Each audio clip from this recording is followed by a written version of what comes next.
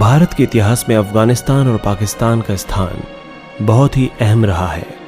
पूरी दुनिया जानती है कि अफगानिस्तान और पाकिस्तान एक समय पर भारत का ही हिस्सा थे। विशेषज्ञों का मानना है कि अफगानिस्तान पहले एक हिंदू राष्ट्र था, बाद में यह बौद्ध राष्ट्र बना और अब यह एक इस्लामिक राष्ट्र है। 26 मई 1739 को दिल्ली के बादशाह मोहम्मद शाह अकबर ने ईरान के नादिर शाह से संधि कर उपगण स्थान अफगानिस्तान को उसे सौंप दिया। तथ्यों की माने तो 17वीं सदी तक अफगानिस्तान नाम का कोई राष्ट्र था ही नहीं।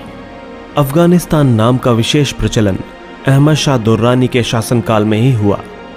उसका शासनकाल 1747 से 1773 तक था।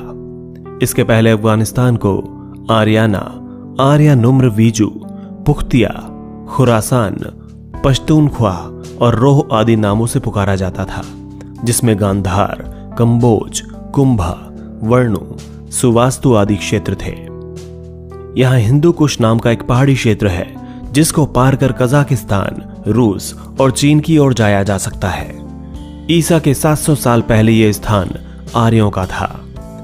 ईसा पूर्व 700 साल पहले तक इसके उत्तरी क्षेत्र में गांधार महाजनपद था, जिसका वर्णन भारतीय महाकाव्य, महाभारत तथा अन्य ग्रंथों में मिलता है।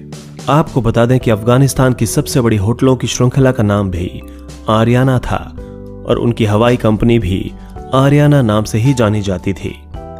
पारसी मत के प्रवर्तक जरथुस्त्र द्वारा रचित ग्रंथ जिंदा वेस्ता में इस भूखंड को एरिन वीजो या आर्या नुम्र वीजो कहा गया है। आज भी अफगानिस्तान के गांवों में बच्चों के नाम आपको कनिष्क, आर्यन, वेद आदि मिलेंगे। उत्तरी अफगानिस्तान का बल्ख प्रांत दुनिया की कुछ बेहद महत्वपूर्ण ऐतिहासिक धरोहरों को संजोए हुए है। इसके कुछ प्राचीन शहरों को दुनिया के सभी शहरों का जनक कहा जाता है। ये बल्ख के तराई इलाकों की समतल भूमि है, जिसके प्राचीन व्यापारिक मार्ग ने खाना बदोशों, योद्धाओं, साहसी लोगों और धर्म प्रचारकों का ध्यान अपनी ओर खींचा और इन सभी को पनाह दी। अफगानिस्तान में प्राचीन काल की कई उन्नत सभ्यताओं का वास रहा है, जिन्होंने अपने पीछे यहां पर ऐसे रहस्यों को छोड़ा है जिन्हें पुरातत्वविदों ने हाल ही में खोजना शुरू किया।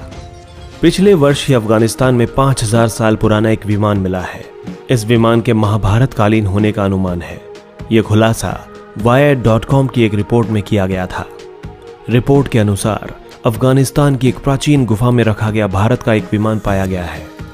अब सवाल यह है कि यह इतने वर्षों तक सुरक्षित कैसे रहा। दरअसल यह विमान टाइम वेल में फंसा हुआ था, इसी कारण सुरक्षित बना रहा। टाइम वेल ऐसा क्षेत्र होता है जो किसी भी वस्तु को इलेक्ट्रोमैग्नेटिक शॉक वेव से सुरक्षित रखता है। खोजकर्ताओं का कहना है कि यह विमान महाभारत काल का है और इसके आकार प्रकार का विवरण महाभारत और अन्य प्राचीन ग्रंथों में किया गया है। करीब 3500 साल पहले एकेश्वरवादी धर्म की स्थापना करने वाले दार्शनिक जोरास्टर यहीं रहते थे। 13वीं शताब्दी के महान कवि रूमी का जन्म भी अफगानिस्तान में ही हुआ था। अफगानिस्तान में पहले आर्यों के कबीले आबाद थे और वे सभी वैदिक धर्म का पालन करते थे। आगे चलकर बौद्ध धर्म के प्रचार के बाद यह स्थान बौद्धों का गढ़ बन गया। यहाँ के सभी लोग ध्यान और रहस्य की खोज में लग गए। इस्लाम के आगमन के बाद यहाँ एक नई क्रांति की शुरुआत हुई। बुद्ध के शांति के मार्ग को छोड़कर ये लोग क्रांति के मार्ग पर चल पड़े। शीत युद्ध के दौरान अफगानिस्तान को तहस नहस कर दिया गया। यहाँ की संस्कृति और प्राचीन धर्म के चिन्हों को एक एक कर मिटा दिया गया। 17वीं शताब्दी तक दुनिया में अफगानिस्तान नाम का कोई देश नहीं था, यानी कि आज से मात्र 300 साल पहले तक अफगानिस्तान नाम से कोई राष्ट्र नहीं था। 6वीं शताब्दी तक ये एक हिंदू और बौद्ध बहुल क्षेत्र था। यहाँ के अलग अलग क्षेत्रों में हिंदू राजाओं का राज था। अफगानिस्तान में अंतिम हिंदू शाही राजवंश। यहाँ पर सन 843 ईस्वी में कल्लार नामक राजा ने हिंदू शाही की स्थापना की। तत्कालीन सिक्कों से पता चलता है कि कल्लार के पहले भी रुतविल या रणथल, स्पालपति और लख्तु रमान नामक हिंदू या बौद्ध राजाओं का गांधार प्रदेश पर राज था। ये स्वयं को कनिष्क का वंशज भी मानते थे। हिंदू राजाओं को काबुल शाह या महाराज धर्मपति कहा जाता था। इन राजाओं में कल्लार, सामंत देव, भीम, अष्टपाल, जयपाल, आनंदपाल, त्रिलोचनपाल, भीमपाल आदि उल्लेखनीय हैं। इन राजाओं ने लगभग 350 वर्षों तक बाहरी लुटेरों को जबरदस्त टक्कर दी और उन्हें सिंधु नदी पार करके भारत में घुसने नहीं दिया। लेकिन साल 1019 में महमूद गजनी से त्रिलोचन पाल की हार के साथ अफगानिस्तान का इतिहास ही बदल गया। चीनी यात्री युवान च्वांग ने इस्लाम व अफगानिस्तान के बौद्ध काल का इतिहास लिखा है। गौतम बुद्ध अफगानिस्तान में लगभग 6 महीने ठहरे थे। बौद्ध काल में अफगानिस्तान की राजधानी बामियान हुआ करती थी। ईरान के पर्शियन तथा भारतीय शकों के बीच बंटने के बाद अफगानिस्तान के आज के भूभाग पर सासानी शासन आया। विश्व के सबसे प्राचीन ग्रंथ ऋग्वेद में पख्तून लोगों और अफगान नदियों का उल्लेख मिलता है। यहाँ की जिन नदियों को आजकल हम आमू, काबुल, कुर्रम, रंगा, गोमल, हरिरुद आदि नामों से जानते हैं, उन्हें प्राचीन भारतीय लोग वक्षु, कुंभा, कुरम, रसा, गोमती, हरियु या सरयू नाम से जानते थे।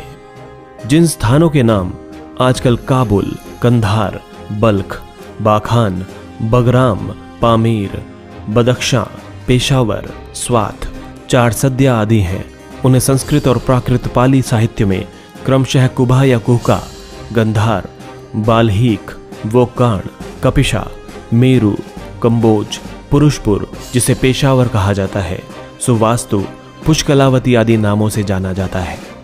महाभारत में गांधारी के देश के अनेक संदर्भ मिलते हैं। चीनी इतिहासकारों ने लिखा है कि साल 383 से लेकर 810 तक अनेक बौद्ध ग्रंथों का चीनी अनुवाद अफगान बौद्ध भिक्षुओं ने ही किया था। बौद्ध धर्म की महायान शाखा का प्रारंभ भी अफगानिस्तान में ही हुआ था। आजकल हम जिस बगराम हवाई अड्डे का नाम सुनते हैं वो कभी कुषाणों की राजधानी था। उसका नाम था कपीसी। अफगानिस्तान के बामियान, जलालाबाद, बगराम, काबुल, बल्ख आदि स्थानों में अनेक मूर्तियों, स्तूपों, विश्वविद्यालयों और मंदिरों के अवशेष मिलते हैं। इसके अलावा काबुल का संग्रहालय बौद्ध अवशेषों का खजाना रहा है। अफगान अतीत की इस धरोहर को पहले इस्लामिक मुजाहिदीन और अब तालिबान ने लगभग नष्ट कर दिया। बामियान की सबसे ऊंची और विश्व प्रसिद्ध बुद्ध प्रतिमाओं को भी उन्होंने मिसाइलों और रॉकेट लॉन्चरों से नष्ट कर दिया। यह आश्चर्य की बात है कि यहाँ के हिंदू शाही राजाओं के बारे में अरबी और फारसी इतिहासकारों ने तारीफ के पुल बांधे हुए हैं। अल बेरूनी और अल उतबी ने लिखा है कि हिंदू शाही राजाओं के राज में मुसलमान, यहूदी और बौद्ध लोग मिलजुल कर रहा करते थे। उनमें भेदभाव नहीं किया जाता था। मुस्लिम इतिहासकार फरिश्ता के अनुसार हिंदू शाही की लूट का माल जब गजनी में प्रदर्शित किया गया तो पड़ोसी मुल्कों के राजदूतों की आंखें फटी की फटी रह गईं। भीमनगर से लूटे गए माल को गजनी तक लाने के लिए ऊंटों की कमी पड़ गई थी। महमूद गजनी को सत्ता और लूटपाट के अलावा इस्लाम का नशा भी सवार था। इसीलिए वो जीते हुए क्षेत्रों के मंदिरों, शिक्षा केंद्रों, मंडियों और भवनों को नष्ट कर देता था। प्राचीन संस्कृत साहित्य में कंबोज देश का उल्लेख मिलता है। कंबोज देश का विस्तार कश्मीर से हिंदुकुश तक था।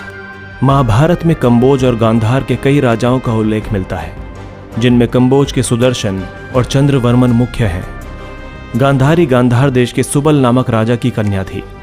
क्योंकि वो गांधार की राजकुमारी थी, इसीलिए उसका नाम गांधारी पड़ा। यह हस्तिनापुर के महाराज धृतराष्ट्र की पत्नी और दुर्योधन आदि कौरवों की माता थी।